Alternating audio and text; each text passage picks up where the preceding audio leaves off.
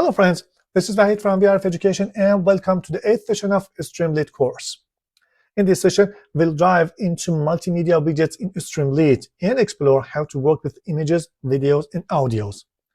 So for each of these type of multimedia, we have a correspondent method. Image, video, and audio are the correspondent methods in Streamlit, and we can use them to add some multimedia content in our application. So these are the way that we can provide multimedia for the end user. And also we can get some multimedia stream from the user, such as getting the audio or voice of the user or the image from the user webcam. We can also use audio input and camera input to work with these two kind of different multimedia information.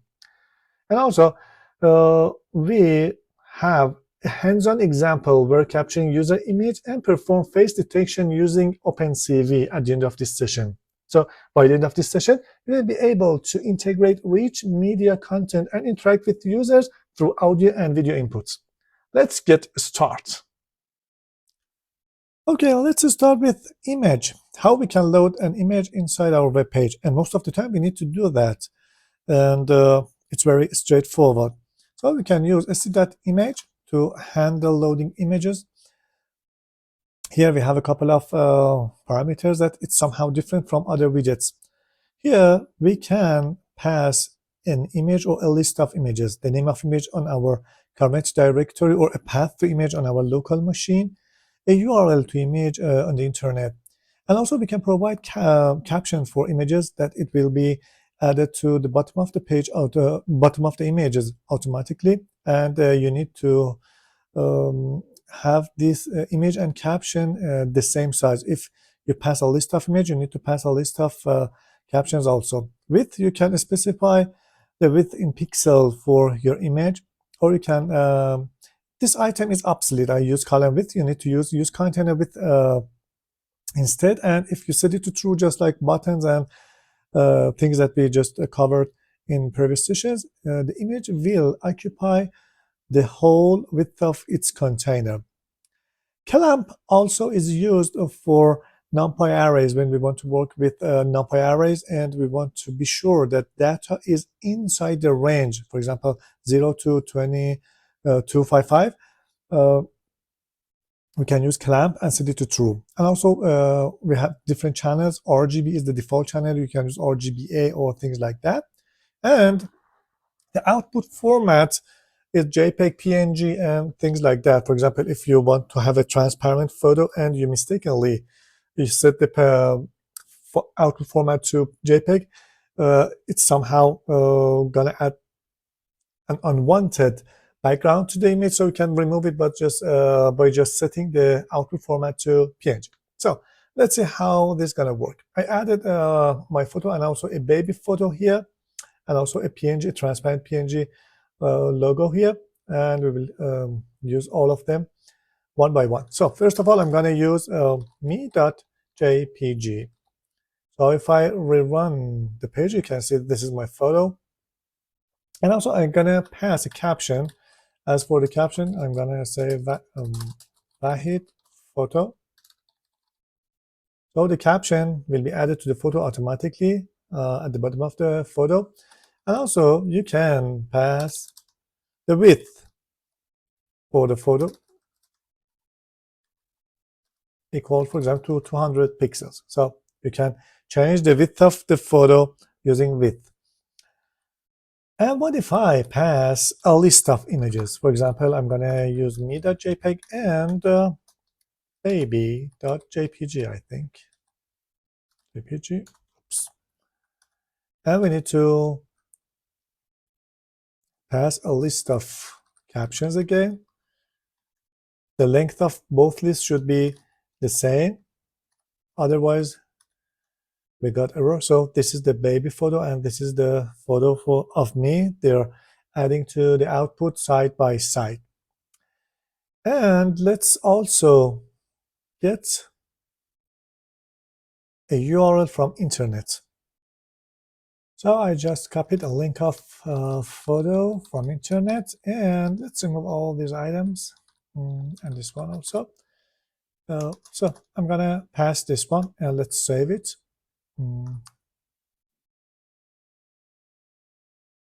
something went wrong.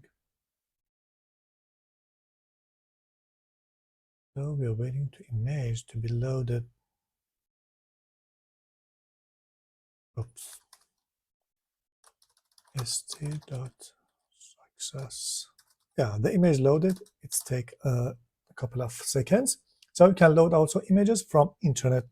And also you can pass binary data. For example, I'm gonna read the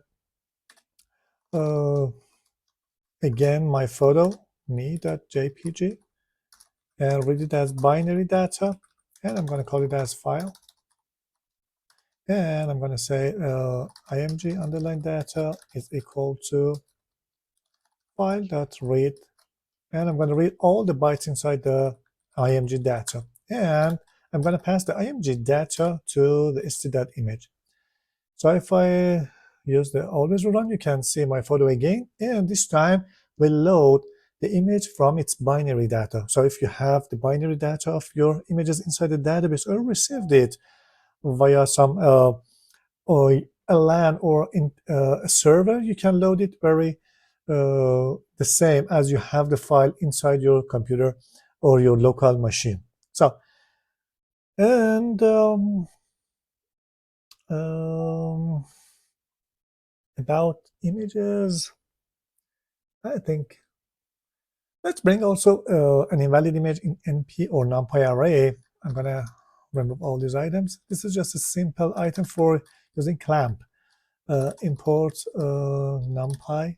I installed it before as np, and let's run this code. This is an invalid image because the values are somehow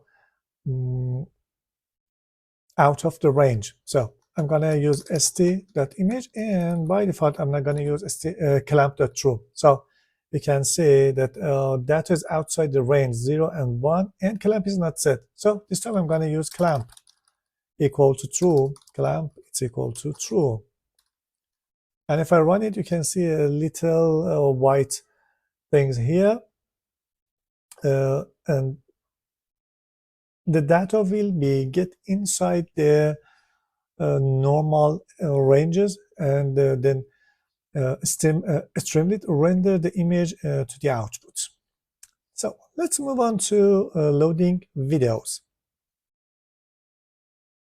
For videos, we have a couple of different options, and they're very simple and useful. For example, I want to load a video. You need to call st.video. Again, here we need to specify the source. It could be a video file, MPEG file, OGG, or WebM file on your local machine, or an internet link. You need to, or you can specify the format to tell the Streamlit how to render the file. You can also set the start time when the page load. I don't want to, for example, start from the beginning of the video. Go ahead to, for example, second minutes of the video. You can also load a subtitle for your videos and specify the end time. For example, I want to play from the, for example, first minute of the video till the 5th minute, not anymore. And also you can use loop whenever it reaches to the end of the video or end time. It loops again. It goes from the start time or beginning of the video based on the options that you set before. And also autoplay is used when the page load, the video played automatically, something like the YouTube or other media sharing sites. Most of the time they play the video automatically. And also you can set muted to true. So user can unmute the video if they want to. So I added a video named I think sample.mp4 and also sample.srt. Let's check all these items together. So I said, okay, go ahead and play sample.mp4 for me. So if I save, a video player added, and by default it's not played. So I'm going to say autoplay it's equal to true. When you load the page, please put the video inside the play mode. So we need to refresh it from the beginning, and no, it's not. So I expect it to load automatically. Let's see if anything happened here one time.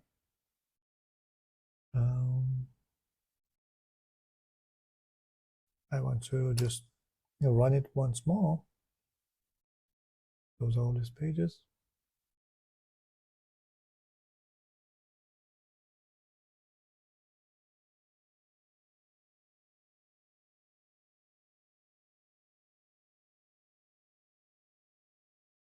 Well, it's not played it.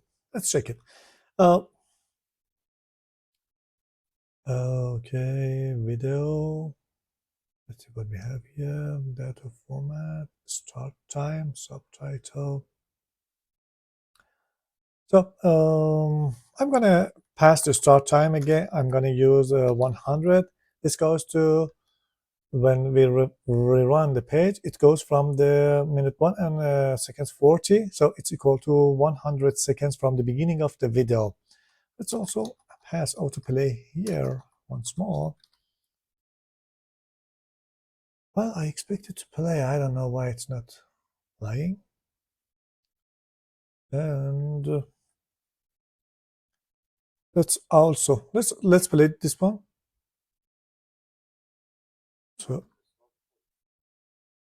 this is the video, and also I can pass the subtitle file.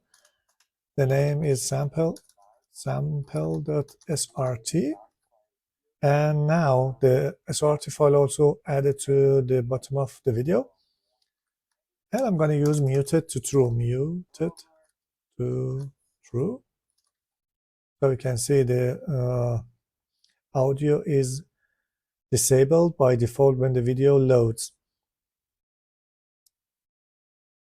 And this time it's played automatically. Yeah, something maybe went wrong. So we don't have audio, so we can enable it from this controller. And what's for the end time? I'm going to use end time to 110. So I just want to play only 10 minutes of the video. So it goes from 140 to 150, and after that it should be stopped. Let's see what's happened. Okay, the video is stopped here. And if I use loop to true, after reaching to the end of this range, it goes to the beginning and run it again or play it back again. So you can see it goes to 140 again and start it from that part. Now I'm gonna pass a YouTube link, so you can pass a video link online or even YouTube. Most of the time YouTube links are playable using Streamlit. In previous version, I think we have some difficulties to play some YouTube videos, but now a couple of videos I tested with Streamlit, we don't have any problem with that. Let's check it. So I get one from st.video, and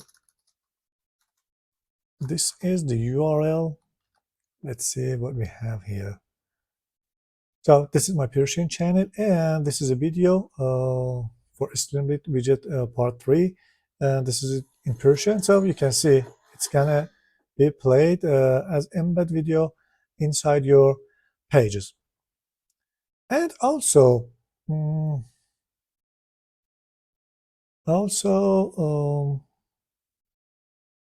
let's add a couple of other things here. I'm going to use file uploader that we talked about in previous session. I'm going to say I'm looking for a video file using st file uploader, and select a video file as the label, video file. Oops. So the type is a list of items that's supported by Streamlit, MP4, OGG, and Webcam. You can select these files. And after that, if VF is not known, go ahead and play it. I want to play what I uploaded, VF. You can do this way to play the file that user uploaded. So I'm going to browse the file. Okay, let's do what? Let's get this folder, browse the file, and paste it here. So this is the sample video, and after I upload it, you can see the video added to the page and you can play the video uploaded by the user, or you can remove it after it will be playable after it's uploaded to the server, and the limitation is 200 megabytes, and you can change it inside your deployment environment. So this is the way that you can combine file uploader and video or even audio file. And also for audio, you can use, let's comment all these code and use st.audio. It's much like video. You need to specify a path, or it's a file on your local machine. You can set start time, end time, loop, autoplay, and things like that. And also a sample rate. Sample rate is something related to WAV file, I think. So you can set the different sample rates to play for a WAV file. So I'm not getting into details because I don't have any information about these rate things. You need to be aware, and you can, if you want to, or you need to have such an option, you have it here, so feel free to use it. So I'm gonna again add a file here. It's better that, no, not better, sample.mp3. I'm gonna play that file for you. Go ahead and play this one, sample.mp3 for me, please. And if you add it, you can see this familiar widget on your web page. You might saw this before on different audio or mp3 player sites. So you can play the item here. Play on your imagination. And also you can download the file or change the playback speed and stuff like that. So this is the way that you can work with audio, and all other options such as start time, end time, and loop time are just the same as we did with video, so I'm not going to talk about them. So these are the way that we can show an image, play a video, or play an audio file. Now, what if I want to get some audio or record the user audios, or get the image from the user camera and do some other logic on that data? Let's see how we can do that. So in Streamlit, recording a user voice is the easiest thing that you can do, I think. You just need to use, for example, audio, and the input is equal to st.audio input, as the name implies. So what's the option here? We have a label, and things are the same as the previous widgets. They are the same, and I'm not going to go through them. I'm just going to say, and for example, you want to enter some voice command from user. Enter your command, and then you want to convert it to text and do some NLP things on the text. So after that, I'm going to say if audio input is not known, then I'm going to add it as an audio file to my site, for example, audio input. So this is the way that you can also play a binary data. So if you save, nothing happened. And if you press this record button, this is gonna give you an alert about using microphone. Yes, I'm here. This is a sample audio input for Streamlit. So you can play it here, and also you can remove it, or you can play it here. I'm gonna play it both. Yes, I'm here. This is a sample audio for Streamlit. Yes, I'm here. This is a sample audio for Streamlit. So we can use some libraries such as speech recognition and convert this audio to text in your program, and add some or apply some logic to them. After that, we can get images from user. For example, you want to take a profile photo or a photo and do some or apply some filter on that photo. It's also very straightforward in Streamlit. First of all, we need to add a variable, and here I'm going to say st.camera input. Again, the variable or the items is the same as what we had for other widgets. So if you want to know anything about these parameters, you can watch the previous videos. I'm going to say take a photo, as a label. And I'm not in a right or in a good mood, but I don't have any item instead of me here, so you can see me right now. Hello.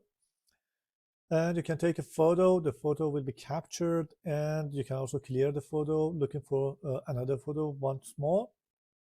And also you can do some logic on this photo. For example, if img is not known again, I'm going to use st.img image. Go ahead and show this image. So you can see this image will be added to the output. Now I'm going to do another thing, and that's why we are here. I want to use face recognition using OpenCV and NumPy. To do that, I'm not going to get into details. We need to get a photo, convert it to grayscale, and use a classifier. I added the file here. The name is Hara Cascade front face default. It's an XML file that somehow specify the position of a face, and the algorithm in OpenCV using this file will help us to detect the faces inside a photo. Now let's see how it's going to work. Okay, I'm gonna do what? It's here. We need to do a couple of import here. I'm gonna import CV2. I installed it before, OpenCV-Python. And also from Peel or Pillow, I'm gonna import image. Using this image, I'm gonna convert the data received from the camera to a format that NumPy can understand it. So here I'm going to say we have an image. It's equal to, oops, I'm sorry, image dot open img. Now I'm going to convert it to a NumPy array. So I'm going to say img underline np, it's equal to np dot array that image, convert it to a NumPy array. Okay, and after that we need to specify the classifier with this file. I'm gonna copy the name, so it should be, I'm gonna say face underline cascades, it's equal to cascades, it's equal to cv2 dot cascade classifier, and we need to specify the type of classifier that we want with the XML file. Also cv2.data har cascades plus the file name, and this is the face cascade. Now I'm gonna convert the data or our NP array into a format that OpenCV can work with. We need to change the channel of the image, and most of the time in image processing, they work on grayscale or black and white images. So first we need to convert it, and I'm gonna say we have a gray image, and it's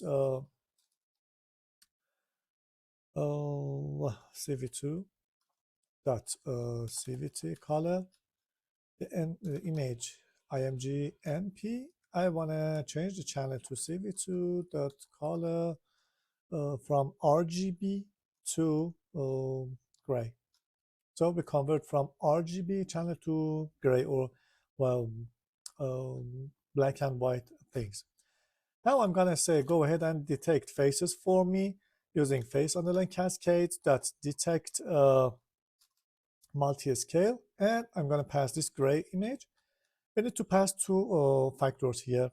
First is a scale factor, and in each iteration we need to do a couple of iterations. In each iteration we're gonna zoom the photo to get a better or let the OpenCV to get a better understanding of the image. So I'm gonna use 1.1, and each time the photo will be the size decreased by 10%. And the next item is 1.1 mean neighbors. It means after how many try a face will be acceptable. I'm gonna say 4. So these are somehow practical, and you need to know about them in an OpenCV course, so we're not going to get into details. After that, we have a list of x and y and width and height of the faces inside an image. So I'm going to say for x and y and w and h in faces, we have a couple of faces, maybe 0, maybe 1, 2, and anything. And I'm going to say cv2 dot rectangle. Go ahead and create a rectangle on img underline np again. And where's the location? Point 1, it says it's x and y. The start point on the top and left, and the bottom right is x plus w, and y plus height. So the color is red, 2550 RGB, and the thickness is 2. And finally, go ahead and show img np, not img. So I'm going to save it, and let's take a photo. So you can see it's add a rectangle around my faces. So this is the way that we can use camera, capture a photo, and do some or apply some logic on that. So I think that's enough for this session. We covered all the multimedia widgets that Streamlit supports. I hope you enjoyed the content of this session. Till next session, goodbye.